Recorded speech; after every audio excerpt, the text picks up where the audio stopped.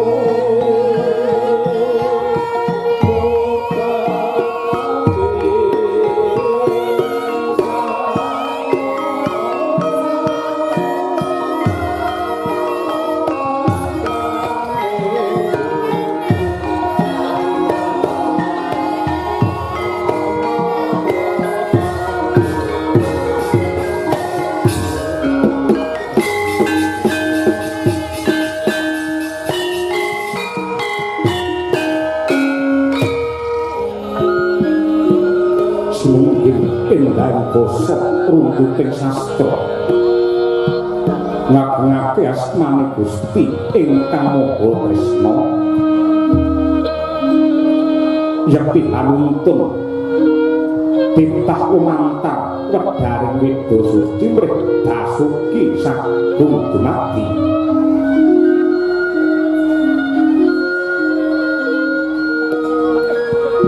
hormat salam kunjuk menutusane pangeran kang pungkasan Tetelo dadya pancadan mrejamo bejo donya ngantos lelahan.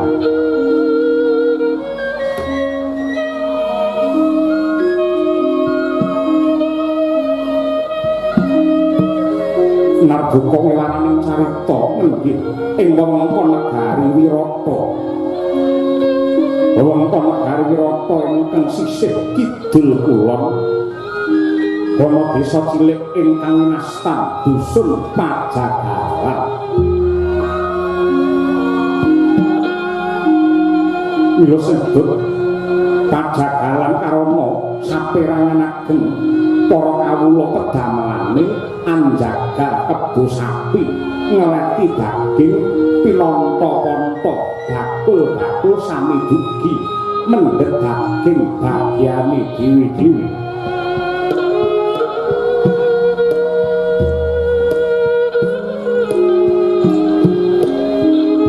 Candhak kula utus lumintu siang ratri bapan wonten kedate kang mangkono mahanani mulyaning para kawula ingkang mapan ana ing Pajagalan.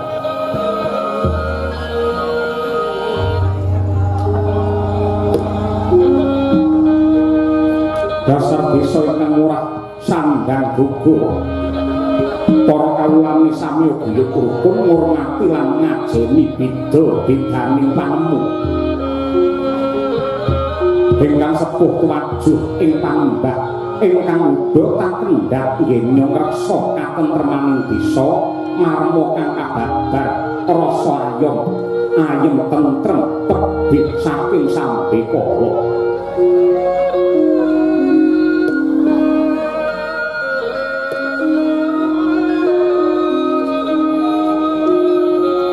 Wonten wisma lawas cakrik limasan senadyan sarwa prasaja nanging resik lan tumata. Kawis tinggal ana piyai sepuh ingkang lenggah ing kono nenggih nama Ki Jagawalakas. Nama Ki Jagawalakas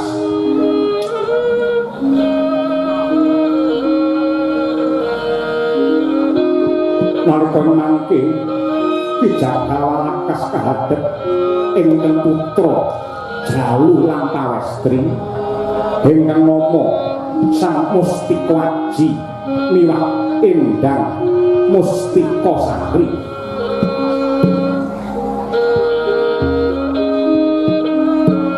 Bombong Kirawa suka marwata suka Ki Jagawalakas mulak ingkang putra kekalih wis katon dewasa. Rinten dalu Ki Walakas tansah nyambung rasa mring Gusti ingkang Maha Kuwasa. Kanthi panuwunan muga-muga atmaja kekalih sembada netepi dharma sarta pinaringan bejo donya ngantos akhir.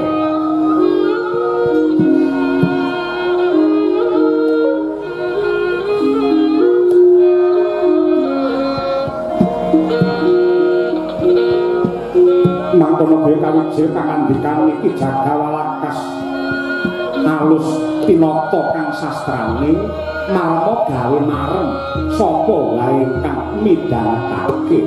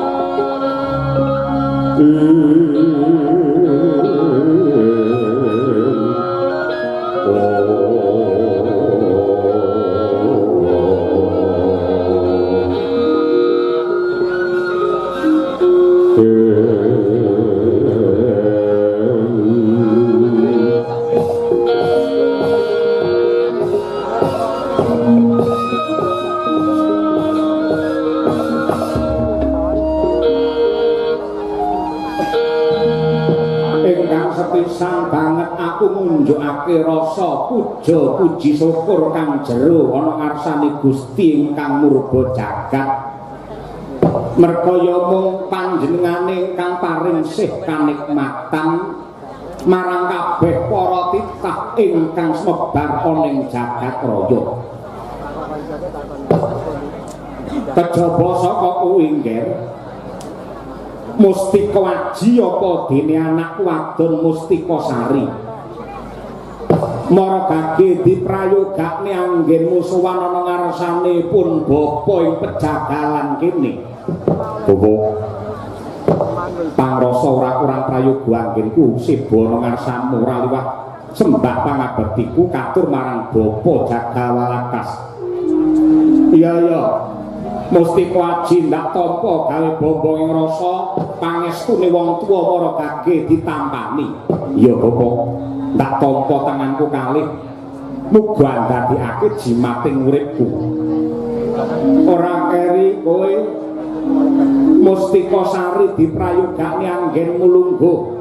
Inggih matur nuwun Bapa Penendan. Boten kirang sekeca anggen kula ngabiyantara sembah pangabektinipun ingkang putra-putri mawang tuwanto unjuk wonten sandhap padha jengandika Bapa Walakas. Ya ndak tampa kanthi bombong lan supornaning griya. Mumpung ripalungguhan iki durung wancine aku karo kowe mlebu ana ing kandhang glandang bangsane kebo sapi banjur dijagal. Mumpung ana wektu ingkang mirunggan yektine kowe mung tak kon nekseni anggenku ngaturke panuwun marang purbane Gusti merga duwe anak lanang loro, lanang kelawan wadon Mustika Aji karo Mustika Sari. Marme ati tanpa apa-apa ning yektine duwe anak kuwi yen ora waspada, ora ngati-ati, teliti lan permati anggening gulawentah kuwi padha karo ancik-ancik ana pucuking gegaman sisip sembiri luput katuranggane bakal berabat marang anake dhewe. Mula ndak pundhut kanthi banget kowe cah loro Aji lawan Sari. Sepisan kowe kudu tetep tekun tigen-mugen anggenmu manembah karo pangeran. Dewa dene kang angka loro aja lali bekti karo bapakmu iki Jagawalakas. Kowe kudu kelingan sing ukir jiwa ragamu, sing glowentah wiwit saka Bayabang nganti saiki dadi wong Crapang kuwi merga le meres keringet, le banting raga, le anggenku tansah budidaya dewasake marang kowe cah loro, aja mung dewasa secara lahir ning dewasa sak tekan batine sing tegese lagak-lagor muna-muni kabeh tumindak lan pakartimu aja nganti milar saka aturane negara lan agama, aja nganti nabrak saka wewarai Weda Suci. Nggih Bapak. Iya, Pak. Lah iki ngene. Bapakmu ki lak kancane wis pirang-pirang. Etang kulon kidul lor kabeh iki aku duwe kenalan. Ya kenal aku ya sabar aku tuwek-tuwek ngene iki. Biasane ning pojokan panggung yen rampung le wayang terus muni. Kancaku ya semono-mono kuwi. Durung para kanca-kanca bakul sing pendak dina iki ngungsungi daging saka kene didol ning pasar. Kuwi ya banget kabeh padha takon. Bapak Walakas, sok kapan jenengan le kagungan kersa mantu? Tak sawang putra putrimu kae wis dewasa. Aku diutang karo kowe iki Walakas. Bola-bali kowe tansah engkop gelem tak repoti. Tur dasare bapakmu ki awang bengi esuk sore waton ana undangan, mbuh kuwi mantenan utawa sunatan, bapakmu mesti teka. Lehku mbecek tak itung wis entek 1 miliar ngerti. Ini becek tau 1 miliar. Wah, tenangane. Lho kowe kandhas sing tokne dhuwit aku main duwe piye ta kowe iki? Semono kuwi bocah becek ngono kuwi. Lek enek legane rasa kalau mongso yen pas tayuban ngono, aku ya dikongkot ditibani sampur dikalungi wujude sampur kon mbeksa nayub kaya ngono kuwi. Lho, pakmu iki kondang pakmu iki. Angger wong kenal kabeh do takon kapan Ki Walakas anggene mantu aku kepengin jagung, aku kepengin becek. Lah saiki tak takon karo kowe, mligine kowe sing luwih tuwa. Ji, Mustiqaji. Nggih. Saiki umurmu wis pira? Umur kula. Heeh. Menawi mboten lepas sampun umur kalih dosa gangsal. Pira? Kalih dosa gangsal. Selawe to? Nggih, kula basake. Selawe iki ora kena dibasakne ngono kuwi, selawe selangkung. Kok iso kalih dosa gangsal tembung mlocok iki. Kranten. Kranten iki ya salah. Ora enek tembung kranten. Mula kok ana MC ngendika kranten wekdal sampun dalu. Kranten iki salah. Krana ya krana. Ingkang setunggal, lah setunggal wis salah. Setunggal wis basa aja dibasakne neh dadi setunggal.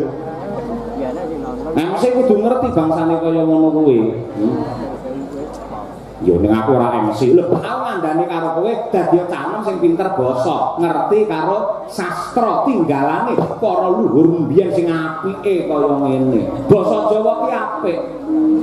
Rembukan karo sabaraan, ngono ki ana tembunge dhewe. Rembukan karo wong tuwa ki ana dhewe, rembukan karo cah cilik ki tembunge ya ana dhewe. Tur basa Jawa ki beda sithik, maknane ya wis beda, artine wis ora padha.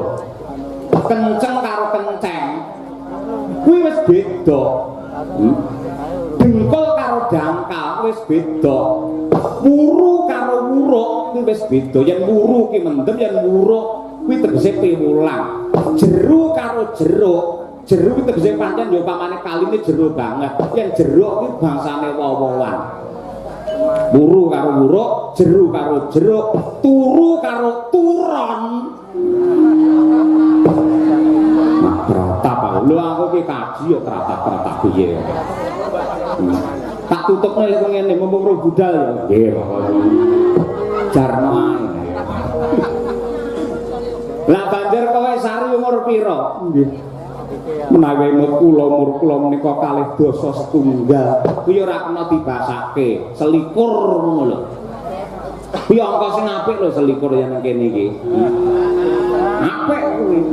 1 19 loro selikur apike ra umum. Sik aku takon karo kowe Ji. Nganti saiki kowe apa urung tau duwe kenalan cah wedok sing cocok karo batinmu? Ler tandure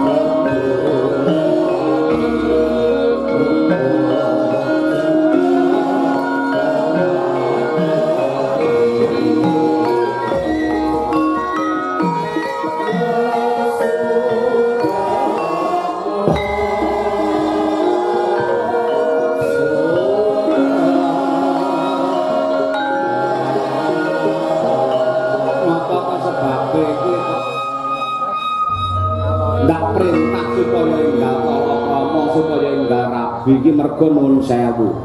Wong yen cukup umur, upane umur selawe kaya ngono kuwi, yen randang rabi godane iki abot.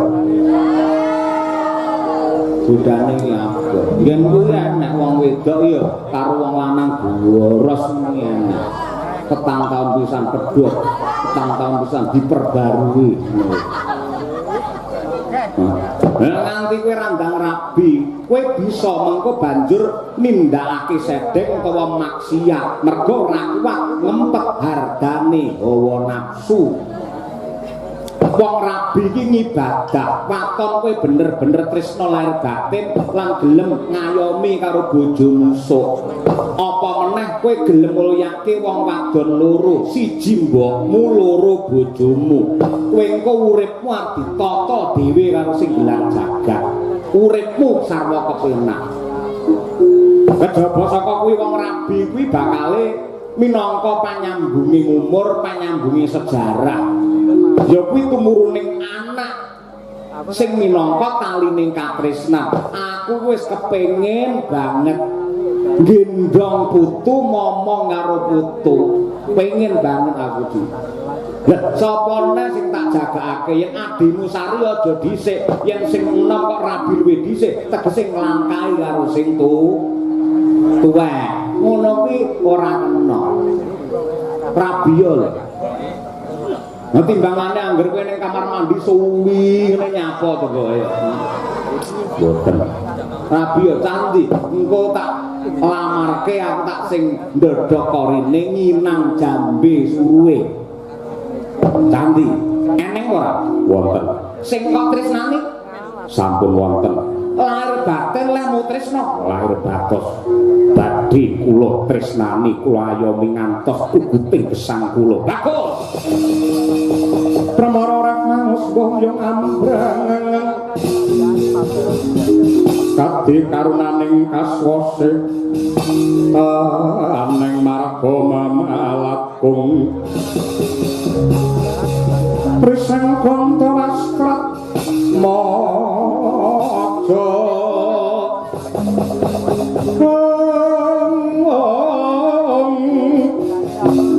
lang-lang lalu hangulati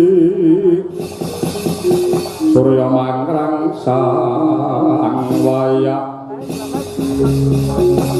kumyus hamorwa ayan yen pancen wis ana sing tok incer sing tok ince mongko dadi katresnanmu candi gage kowe matura ning panjalukku aja nganti calon bojomu ki luwih tuwek timbang kowe mergo yen nganti kok bojomu luwih tuwek timbang kowe kowe iku ya melu ndak tuwek ngerti ora pengumuman kowe aja golek sing tuwek mergo kowe tau krungu to ning pejagalan biyen nek cerita wong sing jenenge Warsita sing enom ganteng gagah umure 20 taun pengen rabi karo rondo tuwek umure 60. Lah biyen tak takoni ya madhep rene tak takoni kanthi bener becik Warsita kowe wis rabi karo rondo tuwek umur 60 karepmu piye? Nggih Kyai dasarmu apa? Kula ngertos nika wong sugih nika bandane pirang-pirang nika sawahe pirang-pirang sapine pirang-pirang mangke menawi kula rabi ngibarate gending kula tibani pangkur jenggleng niki mangke kula genjot pisan mesti rondo sepuh kula mesti mati bandane kula pek ning kok capot dadine piye kelingan ra dudu rondo tuwa sing mati ning malah Warsita sing murdar mergo apa dheweke keracunan susu sing kedaluwarsa ngerti ra aja luwih tuwa lho aja ngono lek luwih tuwa biasane sing lanange kalah wedi karo sing wedok niku ngene salah ngono salah iya ngono to padha karo pakmu biyen ya ngono wis ngaku dadi pengarepe para jagal ing krene ngaku dadi ratu pisan muduna ngaku dadi lurah pisan galang sing gaweane ngomyang sami utuh nek kadung digetak karo bojo wedok goblok dadak niku yo candi kandha ayu ora pira pira Bobo yektine dudu wong liya braya dudu wong sak njabane pajagalan kene. Tegese sing kok tresnani iki malah wong pejagalan, bocah pejagalan kene. Cocok yen ngeteri manten ra kadoan aku ya gathok, aku mathuk, aku sarujuk. Kuwi cah endi anake sapa? Upama aku bloko apa kira-kira bapa Walakas kersa nampa kanyatan. Lho, sing jaman saiki jenenge kebo musuh gudel. Wong tuwa ki mbangun miturut karo karepe anak. Yen pancen kowe wis tresna, wong tuwa ya melu tresna. Aja mikir ringo-ringo. Yen perlu anake tidak kejaraan saudon saurupan. Wong melarat pisan ora apa-apa, sing penting atine ora melarat. Sapa kuwi mau? Ora ana sing tak tresnani kejaba. Wonge ya sak omah karo aku. Nah, jenenge sapa? Sing arep tak rabi adikku Dewi Mustika Sari.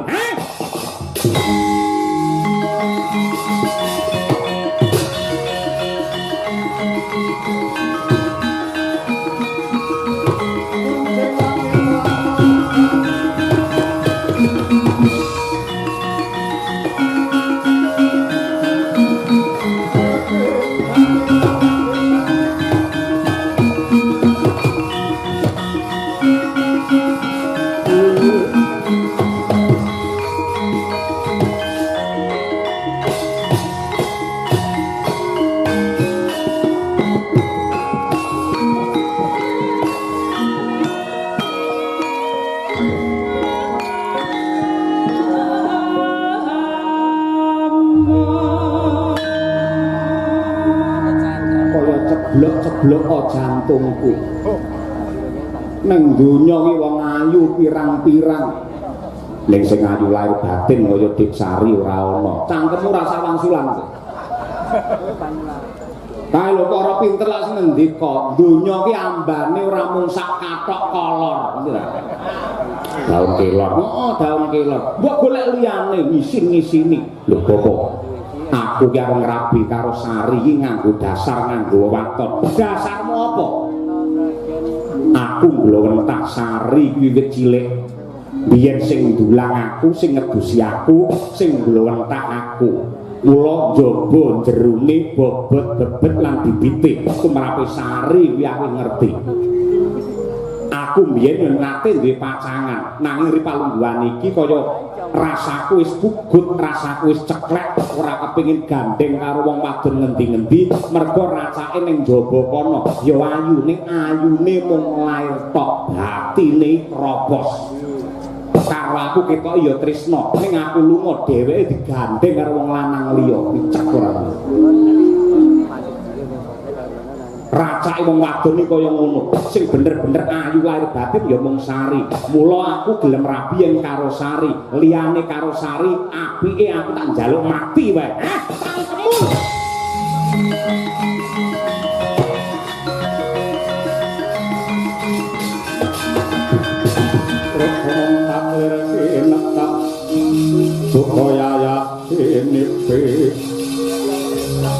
Koco kang mawingo-wingo angis lambemu muni sing ora-ora.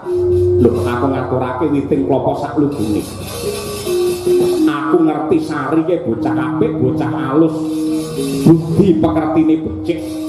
Mula aku ya ora lila yen nganti Sari engko dirabi karo wong lanang sing ora tanggung jawab. Wong lanang sing beling apa meneh wani jempalani ngajar karo bojo. Aku sing ngomong karo Sari ora bakal trima. Mula supaya Sari iki mengko ora nampa panandang mergo dirabi wong lanang sing ora karuan. Kowe becik tak rabine dhewe. Kowe ngerti agama? Ngerti. Manut pranatan agama rabi karo adike dhewe ki entuk ora?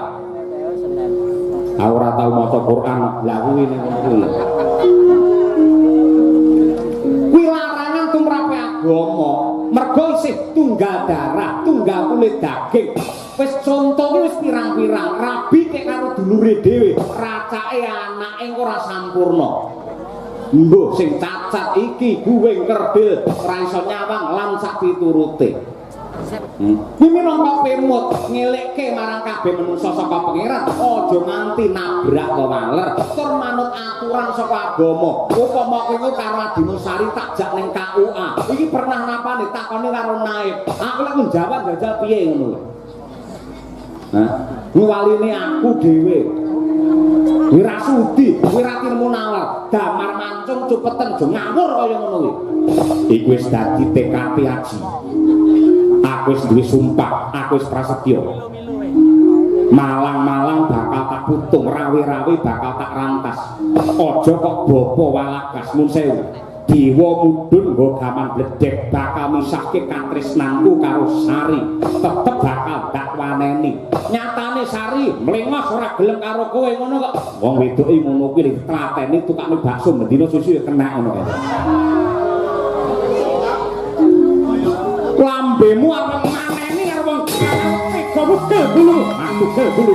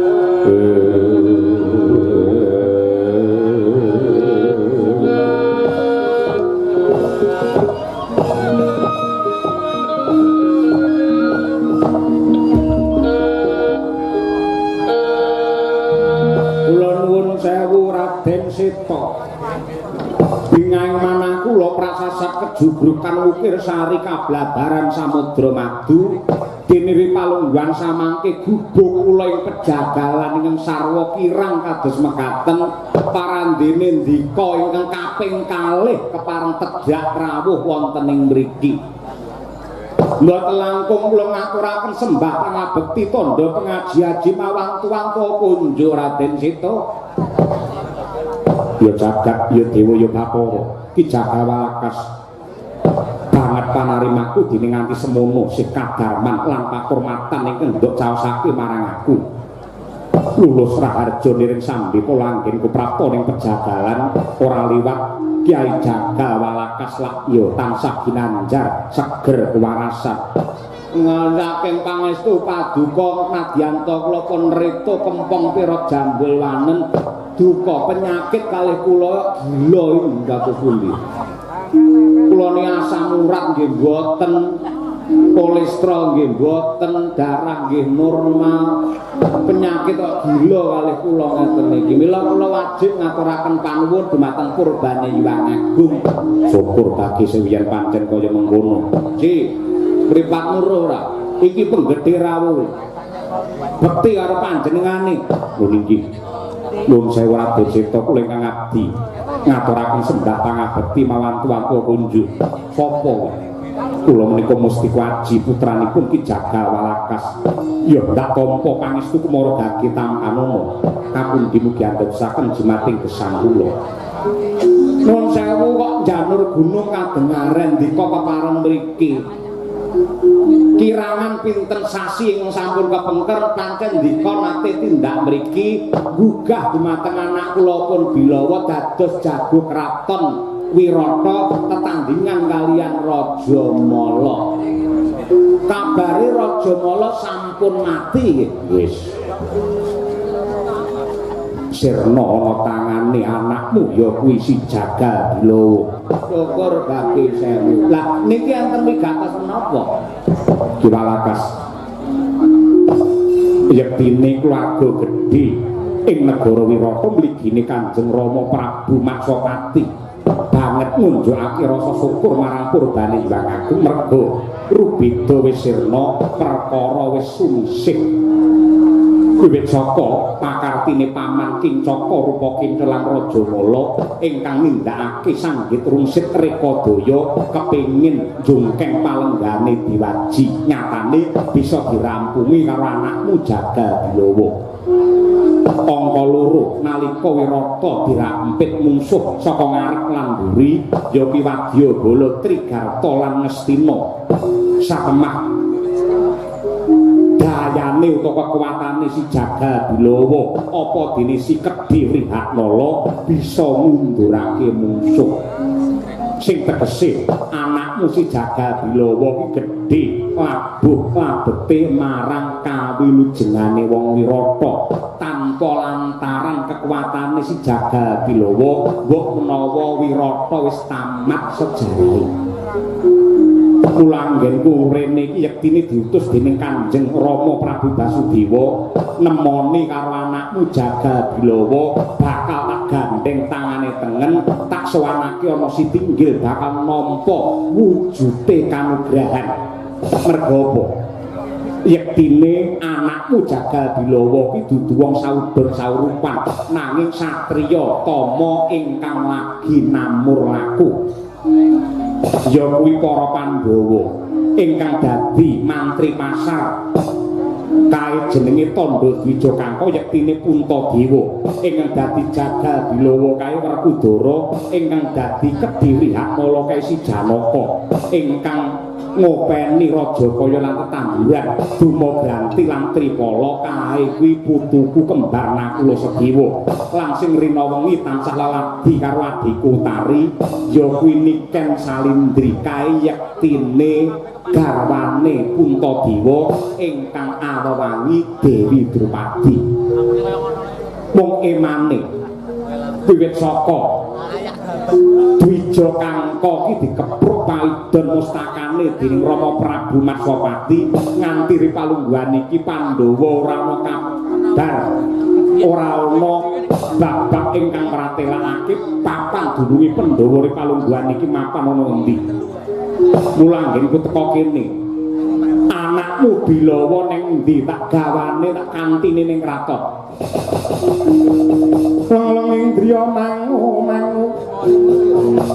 mangkung kandhuan rimang lir-lirna tanpa kanin yen tantulusa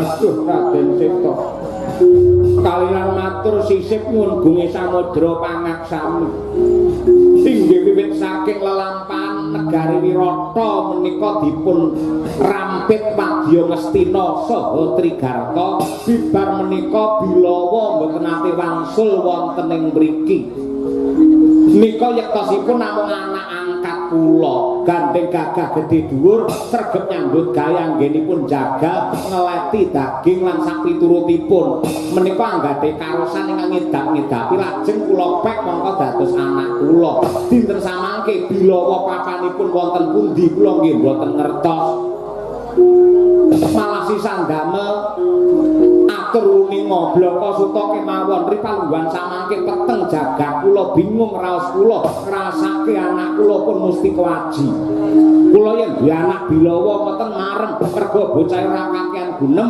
sregep nyambut gawe ngibadahi ora ditinggal nanti ngali niku Mustika Aji rambute gedabur atau dijungkati ngoten tur wonten lelampahan ndadosaken kageting manah kula jagat niku digelar akeh wong wadon ayu bareng kula takon niku rabi karo sapa le wangsulan tik ngatelake kuping ndodok-dodok ora gelem rabi yen ora rabi karo adine dhewe sing jenenge Mustika Sari niku kelakuan menungsa apa kewan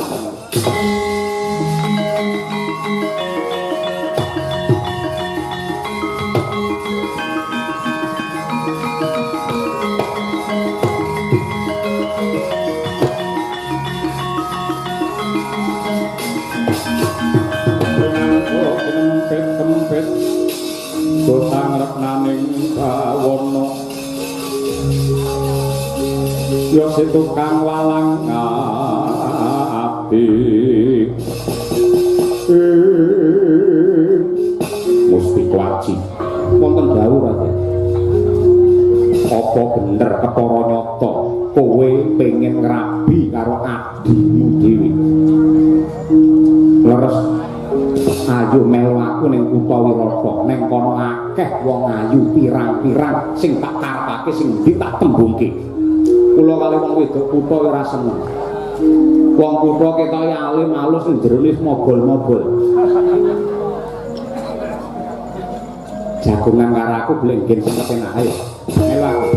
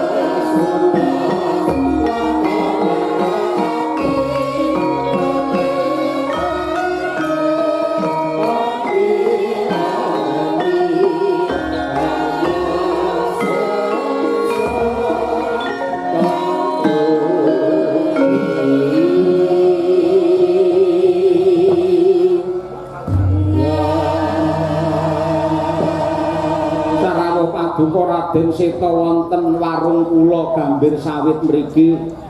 Kula ngaturaken sembah pangabekti Raden Seta. Sungkem kula nggih katur ngarsa Paduka Raden Seta. Isih dodolan terus ya nggih. Nggih wong tandang pangan ya dodol ngeten iki.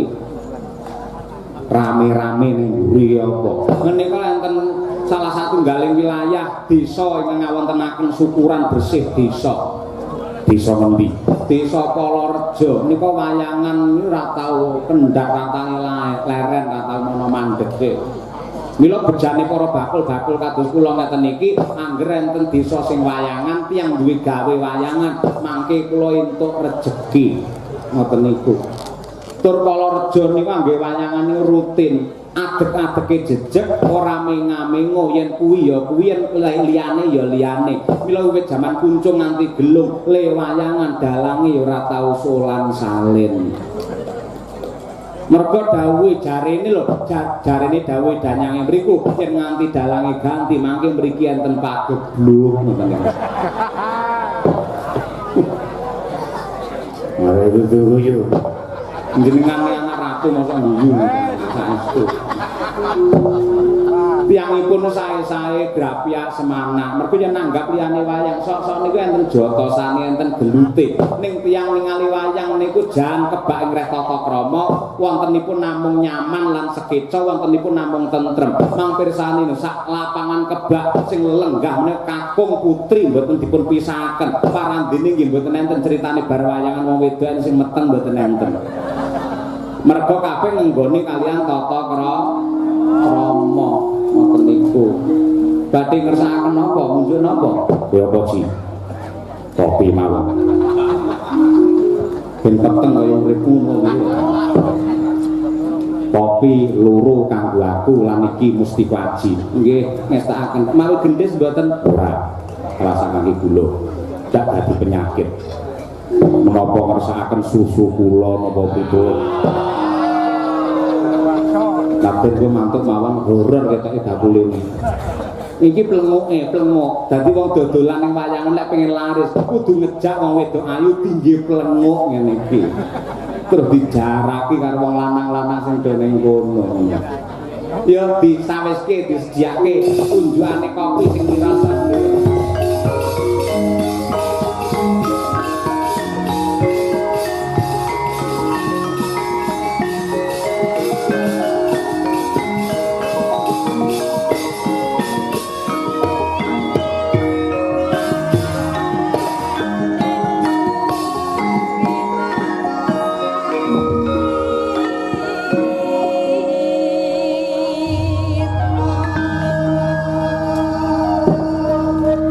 Wonten dawuh